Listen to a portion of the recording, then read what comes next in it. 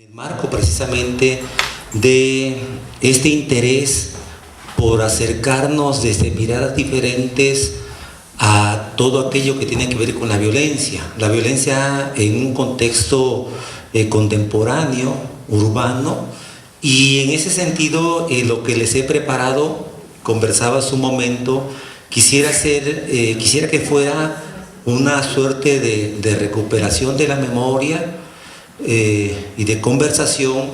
porque me parece que de alguna u otra forma todos los que habitamos este estado, de alguna u otra forma, no solamente tenemos una idea de la violencia, una representación de la violencia, sino tal y como se apuntó en la conferencia anterior, de cerquitita hemos vivido la violencia. Y a mí me toca un poco poner sobre la mesa algunos aspectos que tienen que ver con esa ciudad violenta vista a la luz de los medios de comunicación o de la comunicación en términos generales. Bien, creo yo que acercarnos a la violencia me parece que es reconocer que no solamente a nivel vivencial, sino también a nivel conceptual o teórico, tenemos que comenzar a pensar y a repensar. En ese sentido, creo que hablar de lo que está ocurriendo en las ciudades contemporáneas es reconocer que todo esto que tiene que ver con los signos de una modernidad vivida de manera diferente, también tiene que ver con las maneras en que la violencia finalmente se reproduce, se produce, se nombra, se recrea, se vive y en muchas circunstancias se habita. Y en ese sentido creo que lo que hemos estado viviendo en el estado de Veracruz, en el caso particular de Jalapa y por supuesto en el propio Puerto Jarocho, nos tiene que llevar a pensar que aquella violencia que a través de la comunicación podíamos tener como representación, de pronto entró por la puerta trasera a nuestras ciudades y comenzó no solamente a acechar, sino de manera virulenta a transformar la vida cotidiana de todos nosotros. Y digo esto y mientras lo planteo, debo decir que los textos que ustedes conocen y que he tenido oportunidad de escribir nacen en situaciones muy muy particulares. El primero, que tiene que ver con los signos de la violencia, fue un texto que de pronto nosotros, el maestro Edgar González y un servidor, tuvimos necesidad de sentarnos a escribir. ¿Por qué? Porque como académicos y como analistas, y en mi caso comentarista de la XCU, nos llamaba mucho la atención que desde el centro del país muchos analistas comenzaran a hablar acerca de lo que estaba ocurriendo en el contexto veracruzano a propósito de la emergencia de la violencia. En ese sentido, los practicantes del quehacer periodístico tenían, o más bien estaban mostrando una transformación, no solamente en su práctica, sino en la forma de construir la agenda informativa. Sin embargo, nosotros de pronto nos dimos cuenta que desde la academia había una invisibilidad. ¿Por qué? Porque no estábamos formando parte en la esfera pública de la reflexión, de la discusión que tenía que ver con la violencia que estábamos viviendo. Y digo esto y quiero hacer referencia a una investigación que estábamos terminando para ese entonces, que tenía que ver con la cultura democrática en el estado de Veracruz, donde junto al maestro Edgar y otros colaboradores hicimos una línea de trabajo que tenía que ver con el papel que jugaban los medios de comunicación en la experiencia de la cultura democrática que vivíamos en Veracruz. Y en ese estudio nos dimos cuenta que los académicos prácticamente no existíamos. Es decir, en los medios de comunicación el académico no tiene un papel protagónico para opinar y contribuir al análisis y la reflexión de aquello que nos preocupa y ocupa como sociedad en Veracruz. Estoy hablando de una investigación de hace aproximadamente como 6 años. Y entonces, de alguna u otra forma, eso que veíamos como una ausencia en cuanto al posicionamiento académico frente a la violencia, nos llevó a escribir ese artículo, y para ello hicimos una revisión de lo que se estaba diciendo, y de pronto nos dimos cuenta que sí había una participación de los académicos en el fenómeno de la violencia en Colombia, en Brasil, incluso en Italia, en algunos países, ciudades de Estados Unidos, pero en Veracruz, curiosamente, todavía no convocaba la atención, aun cuando de pronto quienes vivíamos, por lo menos en la ciudad de Veracruz, ya cosas estábamos sintiendo. Incluso tan lo sentimos de cerca, que recuerdo que estaba yo siendo comentarista del XCU, y el último comentario que hice sobre la violencia lo hice porque la joven que me estaba grabando mi participación me dijo: profe, lo voy a grabar, pero ya hemos recibido amenazas. Y el consejo va a determinar si se pasa o no se pasa ese comentario que usted vuelve a hacer sobre la violencia que estamos viviendo en Veracruz. ¿Por qué comento esto? Porque efectivamente este Veracruz que nosotros desde afuera y desde adentro hemos idealizado como gozoso, pachanguero y más o menos con una doble moral, de pronto se vio no solamente acechado, sino violentado, y nuestra vida cotidiana se transformó. Y creo que tan se transformó que aun cuando yo le pude haber dicho a mi esposa que si algo conocían el crimen organizado, era los temores y demonios que habitaban en nosotros, y que eso no iba a llevar a que yo cambiara, a que yo modificara mis hábitos de vida. Lo cierto es que comenzaron a aparecer cabezas, comenzamos a escuchar balaceras, y de pronto efectivamente, aun cuando no lo queríamos, un atentado contra un vecino que vivía a una cuadra de la casa de ustedes, y escuchar por primera vez balazos, sí efectivamente trajo como consecuencia que nosotros en algo modificáramos. Es decir, nuestra vida cotidiana dejó de ser la misma. Incluso ustedes seguramente recuerdan que antes de que dejara ahí una camioneta los cuerpos, empezaron a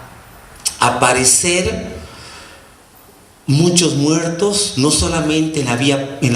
la vía pública, sino también fuimos testigos del uso del internet para difundir algo que solamente nosotros teníamos idea de ello, a través del cine, a través de los seriales norteamericanos de televisión, y a través, por supuesto, de la música, particularmente de los narcocorridos. De pronto, lo que habíamos aprendido a través de ese tipo de experiencias, lo teníamos que aprender porque ahora habitaba en nuestras ciudades. Y eso me parece que también trajo como consecuencia un aprendizaje abrupto. Tuvimos que aprender a nombrar todo aquello que tenía que ver con la violencia. Nuevos conceptos, nuevos términos, un lenguaje que comenzó a nombrar un mundo que comenzó a definir un paisaje diferente. Y a mí me parece que en ese sentido la comunicación jugó un papel, o ha venido jugando un papel importante. Creo que desde la academia sí es importantísimo que, para entender más allá de lo empírico, más allá de lo práctico, lo que está ocurriendo, y se puede decir a propósito de la violencia, es necesario realizar un ejercicio mínimo para poner en orden, o en todo caso disciplinar aquello que tiene que ver con la violencia visto desde la academia. Y en ese sentido, en ese texto al que he hecho referencia hace un momentito, tomamos precisamente una definición de la Organización Mundial de la Salud sobre lo que es la violencia. Sin embargo, y habrá que mencionarlo en el contexto de lo que voy a plantear en esta presentación, la violencia real, es decir, la violencia que finalmente físicamente imprime a alguien que desde el poder no solamente acecha, sino produce dolor y todo lo que esto suponga a propósito de la violencia. Sin embargo, me parece que, visto a la luz de esta transformación que ha observado nuestro Estado, finalmente México, a propósito de la violencia criminal, creo que también es importante no perder de vista las formas en que esta violencia real, a la que hace referencia la definición de la OMS, también pasa por matices diferentes, porque los signos, las marcas de la violencia no solamente se recrean y reproducen en lo físico, sino también en lo simbólico, y un poquito más adelante voy a hablar acerca de eso. Y lo refiero en este momento porque creo yo que, lo comentaba yo en alguna columna en Cambio Digital, si alguien conoce perfectamente cómo somos nosotros, son particularmente los criminales. Y lo digo, y cuando lo estaba pensando, recuerdo que algún fiscal en algún momento dijo: hay que tener mucho cuidado con el tipo de uso que le damos a las redes sociales, porque si algo tienen los criminales es que nos estudian muy bien, nos conocen muy bien, incluso les puedo decir que tienen codificada nuestras rutinas de vida. Y lo digo porque hace algunos años en el DF comenzaron a aparecer espectaculares donde había códigos que el crimen organizado utiliza para nombrar los procesos cotidianos que como ciudadanos y habitantes de ciudades tenemos. Es decir, han sistematizado tanto nuestra vida que son capaces de tener un lenguaje codificado como para decir quiénes somos nosotros, qué hacemos a diario desde el momento en que salimos de nuestras casas. Y si a esto le agregamos el papel que hoy tienen las redes sociales para el desnudamiento involuntario, a veces voluntario, de nosotros, sus usuarios, quiere decir entonces que la comunicación está contribuyendo en mucho, no solamente para mostrar de qué está hecha la violencia, sino para darle cabida a prácticas de vida que finalmente contribuyen a la recreación desde miradas diferentes de todo aquello que tenga que ver con los signos de la violencia, las marcas de la violencia, los códigos de la violencia. Y el crimen organizado me parece que nos conoce por eso muy bien, ¿sale? Y en ese sentido entonces apelo aquí a Rosana Reguillo, quien nos habla acerca de todo entonces aquello que se está recreando en torno a la violencia y que habita en las ciudades contemporáneas. Y a mí me parece que cuando ella habla precisamente de demonios, precisamente de temores, es porque finalmente la manera en que la violencia no solamente se ha ido sedimentando en los contextos urbanos, sino también ha ido encontrando cabida en nuestros imaginarios, en nuestras representaciones y por supuesto en nuestras relaciones que a diario vivimos con la ciudad y todo lo que esto suponga, contribuye mucho precisamente a pensar que la violencia es necesario no solamente hacerla visible, sino también pensarla desde las múltiples miradas y saberes que como habitantes del estado de Veracruz, y en este caso particular de la zona conurbada Veracruz Boca del Río, me parece es un asunto de urgencia. ¿Por qué? Porque entonces estamos ante una trama donde la comunicación, por supuesto, contribuye a generar condiciones no solamente para representar y nombrar, sino también esquematizar y a veces, en muchos casos,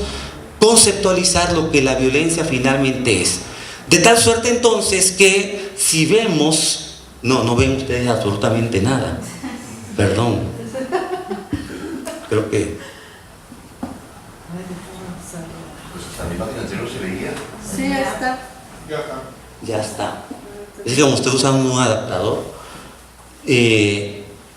perdón. Decía yo entonces que estamos ante una trama donde la comunicación, no solamente la mediática, sino aquella desde donde finalmente se construye la experiencia humana a diario y que tiene que ver con procesos de interacción,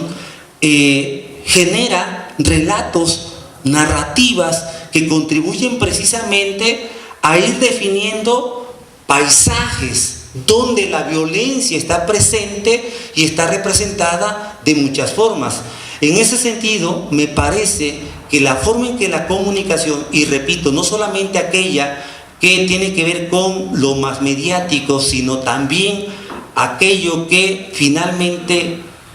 a diario nosotros reconstruimos, recreamos o significamos a través de procesos de interacción y de nombramiento de las realidades, es lo que ha venido a, por lo menos desde mi mirada, a pensar que es importante que desde la academia no solamente hagamos visible, sino contribuyamos socialmente a que la comunidad veracruzana, el pueblo veracruzano, entienda de qué está hecha la violencia.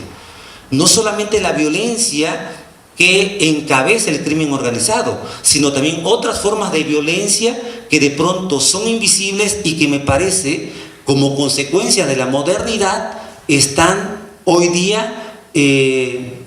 contribuyendo a procesos de exclusión como parte finalmente estructural de los proyectos de modernidad.